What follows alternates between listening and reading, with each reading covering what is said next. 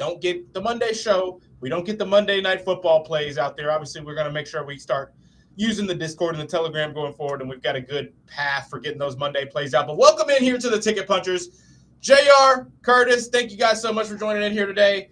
Let's just do a little bit of a recap here, how you guys have been doing. Long weekend. Those weekends for us kind of get extended into Monday in terms of the show going live. But Curtis, we'll start with you. How are you doing, my man, here on this fine Tuesday? And how's the weekend for you?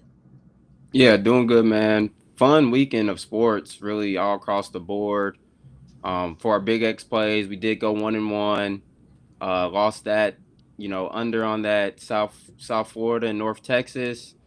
Got it back on the Jake Ferguson longest completion.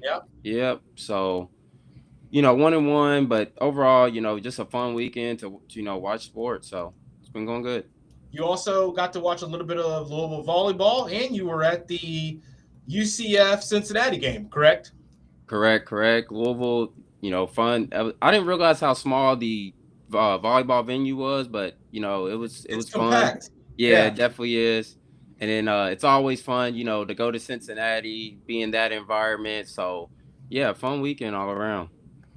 Love to hear that, JR. We know you're on a work trip right now. You're in the remote JR Junkyard Dog Studios down. Let the listeners know, how have you been doing today? You had a big change in your week, but let us know about your weekend as well. Yeah, been up since 4 a.m. Got a flight to Atlanta that was delayed twice, but finally got here and had a couple conferences and finally, making some time for the show. So excited to be here and ready to get the week started. So let's really ready to get the tickets punched this week.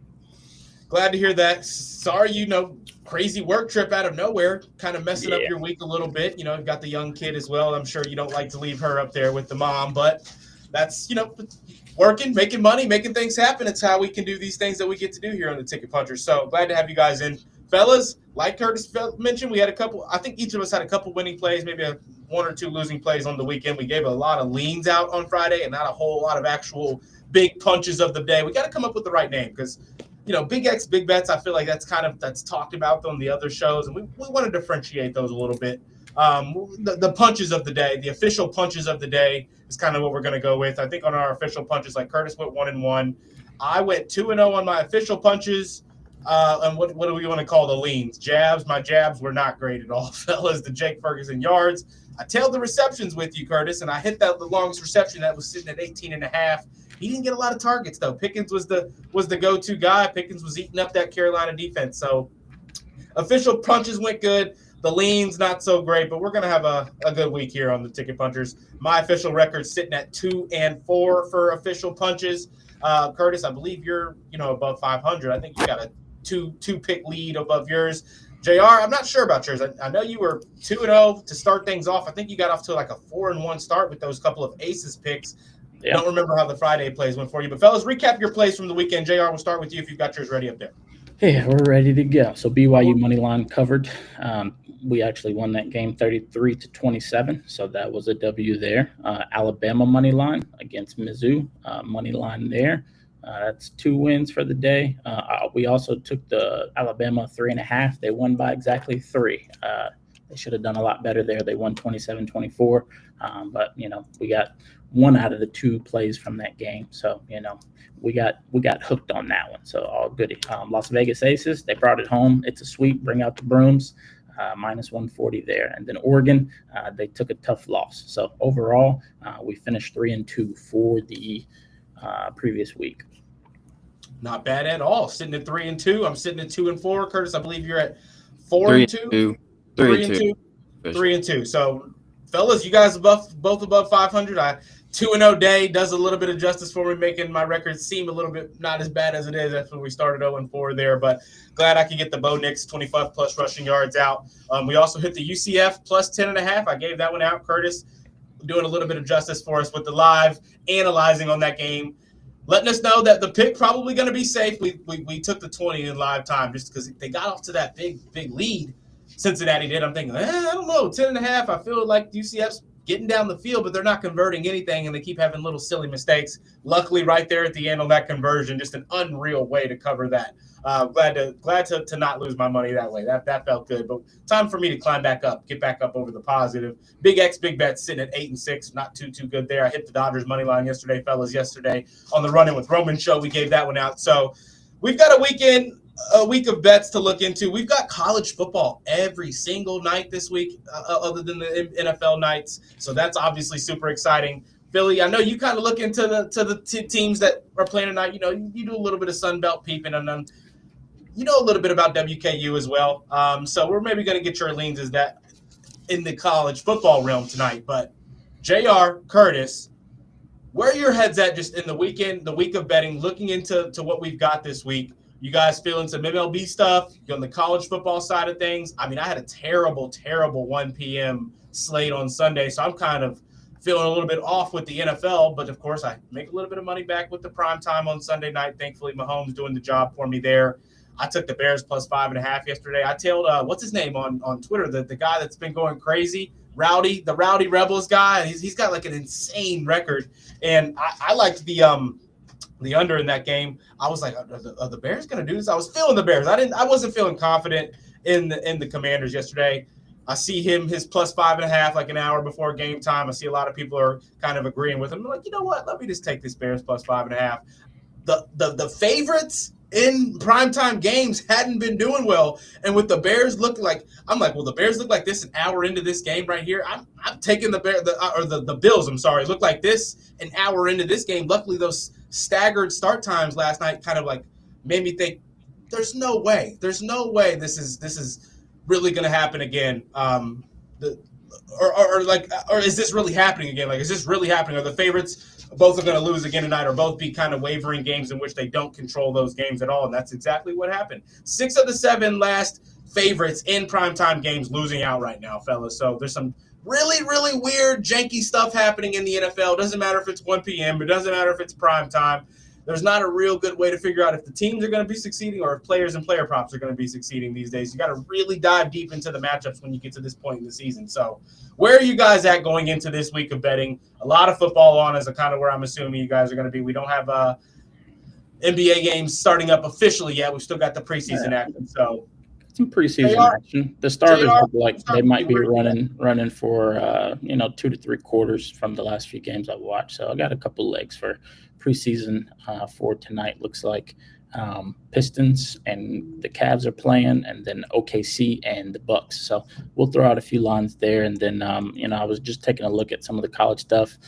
Looks like heavy favorites again with the Arkansas game and some of the other. I don't know if I will dabble with that. Looks like New Mexico Liberty, and then Arkansas State, South Alabama, FIU, and Western Kentucky. Everybody's minus 275 or greater. If you take the favorites there, I mean, it's plus 200 or so. But I was looking at some baseball. Kind of want to do some hits tonight. So I really like Hernandez over 1 hit. He's covered 11 out of the last 13 games, and I like Freeman. Yeah, I like Freeman as well over 1 hit, 12 of the last 14 games. So I think I'm gonna run a little parlay there, and then also bet them straight. Those jabs are those official punches right there. Those are two haymakers. 2 haymakers, official punches coming early here in the Ticket Puncher. So I want to quickly first, before we get Phillies picks, I want to apologize to our radio listeners. We had a technical difficulty just happening right now, and apparently we weren't on the airwaves. The Cardinal Insider was live on the airwaves, which it shouldn't be from 5:30 to 6, but luckily we caught that early enough, and we're now not only streaming on our, of course, YouTube page, the Real Spill page, and then my X. We're also on the radio, so that's good. Podcast is all good, though. No worries on that. But one more time for the radio listeners who maybe didn't get that there quickly. JR, those 2 picks, those few picks you're on tonight. Yeah, Hernandez over 0.5 hits, and then also Freeman over 0.5. So I'm going to bet him as a parlay, and then also take them as straights as well. On Tio Oscar Hernandez and on Freddie Freeman. Both guys who have had a little bit of success already in their careers going up against Freddie Peralta. Freddie Freeman, 6 for 26 in his career going up against Freddie Peralta. So, feeling like he's going to have a little bit of success there tonight if Freddie tries to go 2 or 3 times. I mean, if Freddie tries to go a 3rd or 4th time through that order, Philly, there's no way these guys aren't going to get some hits from him. And at that point, I don't think the pitch count will even allow for him to go that deep. But, second, third time around, definitely be prepared for these guys to start getting some hits on Freddie for sure. So I like that. Curtis, where are you at? Yeah, I've been looking at pretty much a lot of sports, for this week. Obviously, NBA ramping up next week. Already looking at the primetime game Thursday. As you mentioned, Roman, the underdogs have been barking. I think this Bengals line might get up to 6.5. I'm sure we'll get a lot of public bets on the Steelers. And if that, I already took the plus 5.5, but if the Bengals get up to plus 6.5, I love that as well.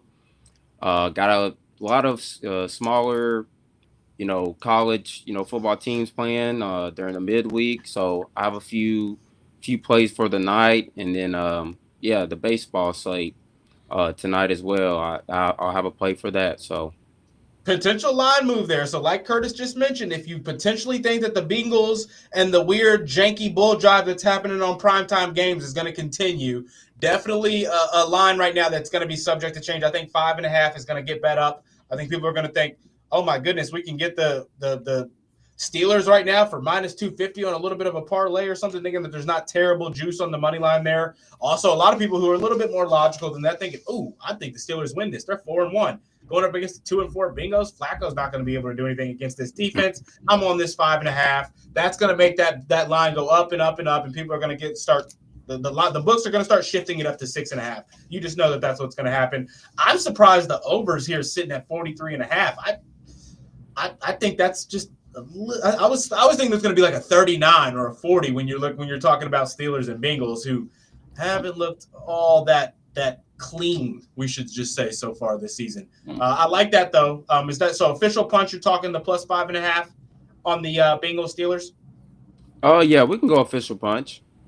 And for the night, you still looking at the slate, but you got any potential leans in college football tonight, or was that going forward in the week? So I actually do have a big punch bet. If you want me to, well, let's go with JR. JR, anything else tonight that before we are you like not tonight? I'm sorry, this week. Any lines that we need to look at right now? Maybe put the listeners on notice. This line, these yards, this guy, this team total. These are going to be subject to move once the bettors start getting their money in. Obviously, we like to watch the early lines. We caught that Aces line last week when it shifted. Where are you at in your early line peeping, JR?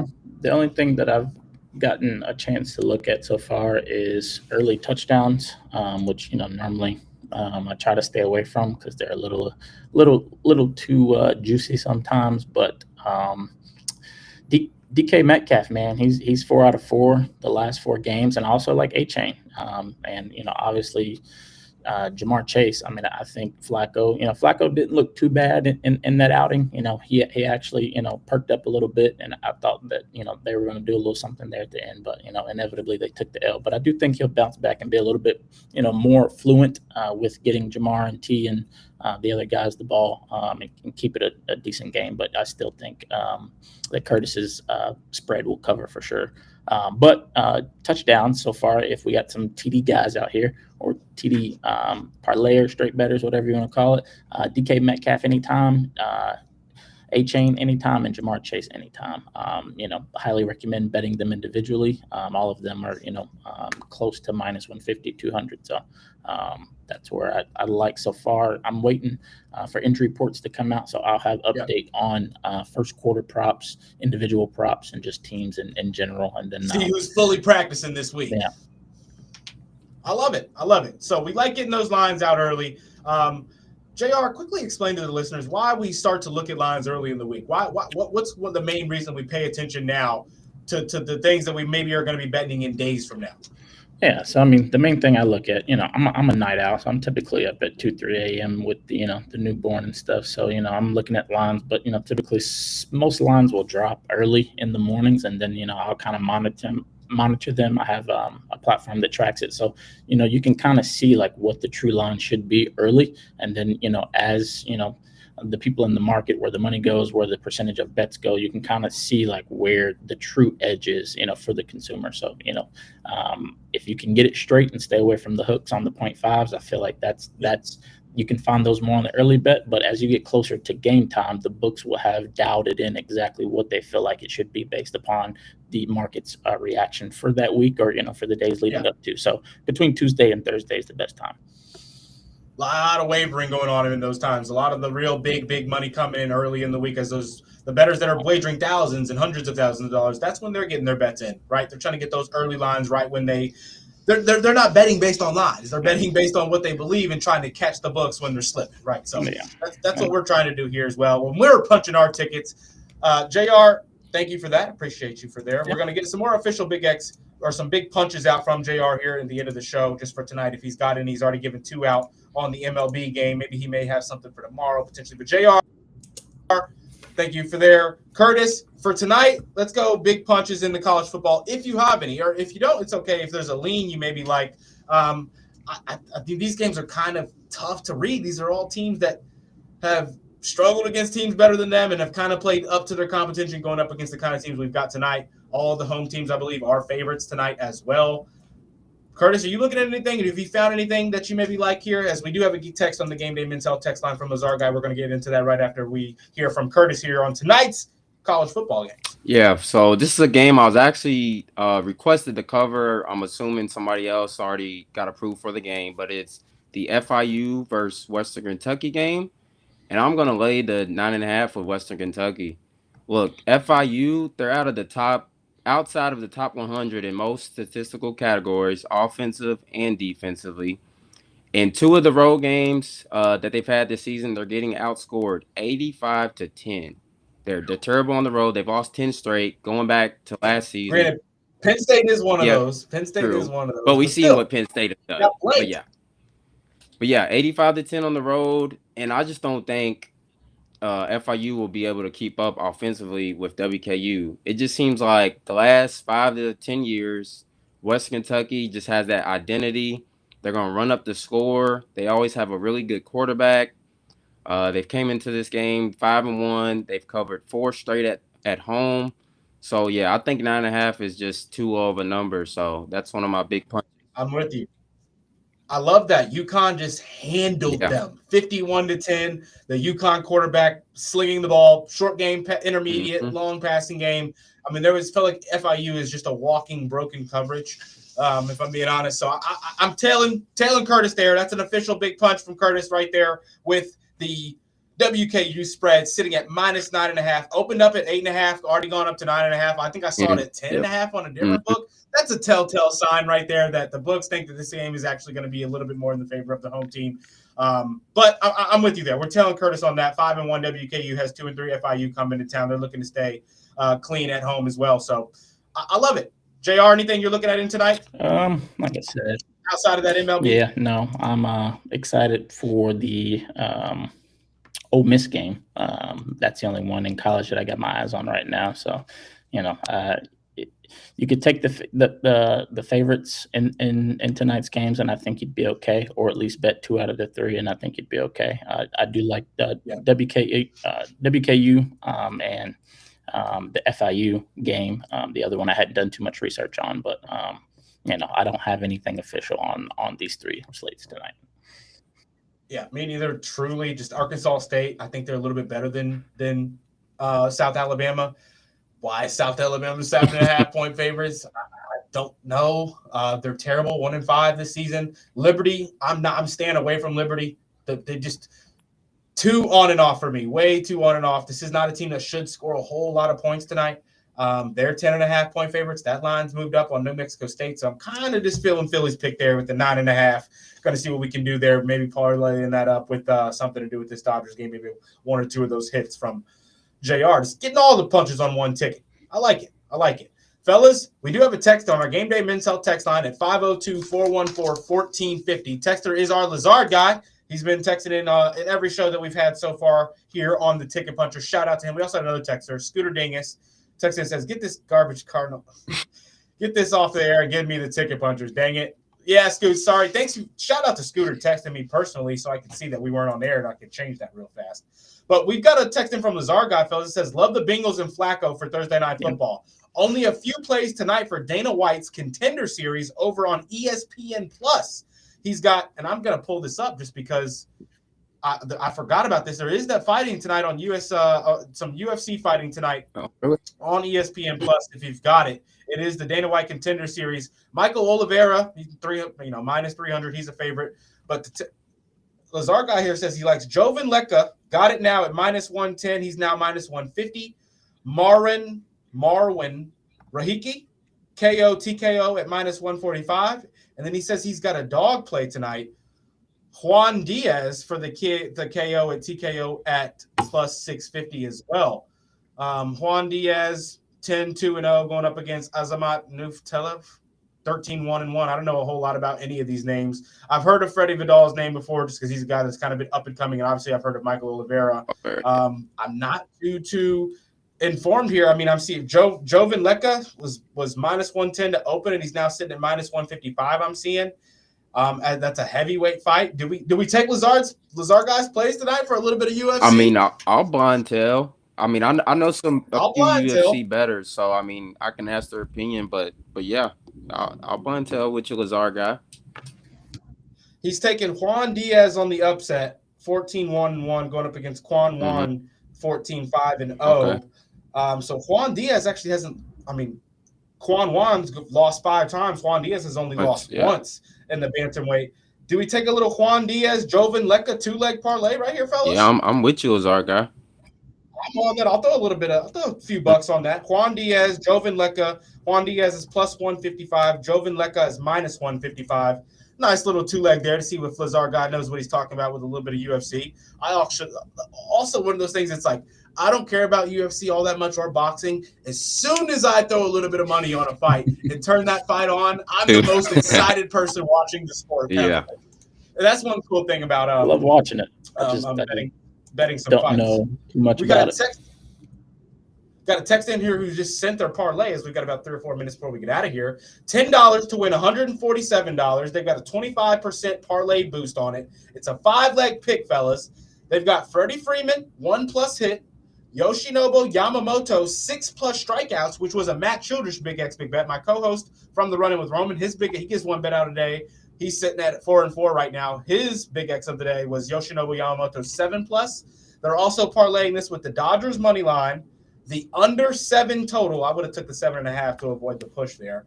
And then they got Tio Oscar Hernandez, 1+ hits. So it sounds like this texter is just kind of taking our bets here. I like the Dodgers. He's taking the Freddie hits. He took the Hernandez hits. He took producer Matt's 6+ strikeouts. My Big X Big Bet of the day, my official punch of the day, is going to be the Dodgers Brewers under 7.5. So, fellas, we love this. We've got a texter on the Game Day Men's text line sending their parlay, which is the plays that we've got. So, people riding with us here on the Ticket Punchers. What do you guys think of that? So, I love the Freddie and the not sure about the Teo, but I'm honestly on – or would be on Yamamoto's under strikeouts. Not mad at the 6+ alternate. And then I love the Brewers tonight actually to win. Really? I do. On a bounce back. Are you just saying that, or are you mad at Yamamoto? No, I'm not mad at Yamamoto, but his worst start this season was against this Brewers team. They're on the road. Yep, on the road, exactly. And Brewers, they're gonna be hungry, knowing they cannot go down 0-2 and go back to LA. One of the best home teams, all year. So I honestly do like the Brewers to bounce back, tied up 1-1 here. Just my personal opinion. I'm not mad at that. See, because they won last night, and I thought the Brewers would win the night. The first matchup that they got Peralta out there was kind of like, well, if Peralta's out there, I'll bet the Brewers. I'm staying away personally. I am taking that under 7.5 because of what you just said, though, Curtis. They can't go down 0-2 and go back to LA. Go. Game 3 is now doomsday at that point. You don't want that. You cannot go back to LA down 0-2. And I think because of that, no matter what happens, they're going to try to keep these runs as low as possible for the Dodgers. Early on, right? If Peralta starts to waver, walks a couple guys, he gets into a bad count in the 4th, 5th inning, you're going to see them make the right decision, I feel like, because they have to. They don't have a choice. They should see all their batters making the right decisions in the box when it gets late in this game as well. I think because of that, I think that we should get an under here. I think the under should hit again in the second night in a row there. So I'm feeling here in the texter. I think Teo's going to get it. I mean, 1+. I feel like every time I look up, Teo's getting a hit. I don't remember what he did last night, though. But like JR said, he's been 11 out of 11 in his last 11 games. So that's probably why I feel like that. Fellas, anything we missed? Anything else we need to get out there before the show ends? Don't think today's going to be a carryover day. We're going to try to make the carryover days Thursday and Friday at the moment, in which after the 6 o'clock time comes, we will go on for another 15 minutes or so. But where are we at here and tonight is we've got all of our big punches out, it seems like. So I don't think we've missed out on anything. Anything else we need to let the listeners know, JR? No, I do have a sweaty Yoshi bet that I like. I kind of got into MLB Lab over the last couple of days. I just found the last nugget that I needed, but under 16 and a half putouts. I'm thinking early pull here. Maybe something like 8 innings, or definitely before 8 innings. But like a 6th inning, early 6th inning or something. Just facts on the lineup. The Brewers lineup has the fourth least Ks versus RHP this season. So I like it, man. I think it'll be sweaty. If we lose, it'll be by the 0.5 or 1 or something like that. But it's minus 130 on FanDuel. So under 16 and a half putouts, and then Jamar Chase over 69 and a half reception yards. Get that now, because that's going to go up. That'll be 74, 75 before the game starts. I think Flacco and team will design very short yardage plays, and then some post routes, some corner routes. But I can tell Flacco is loving T. Higgins and Jamar, so expect them to have really good days. So over 69 and a half, minus 114 on FanDuel. So. Love it. The fellas, this is going to wrap us up here on the Ticket Punchers. Thank you all so much for tuning in. Thank you all so much for listening. We'll be back tomorrow, 5:30 to 6, right here on the Big X. Tickets. Like those tickets. Let's go punch some tickets.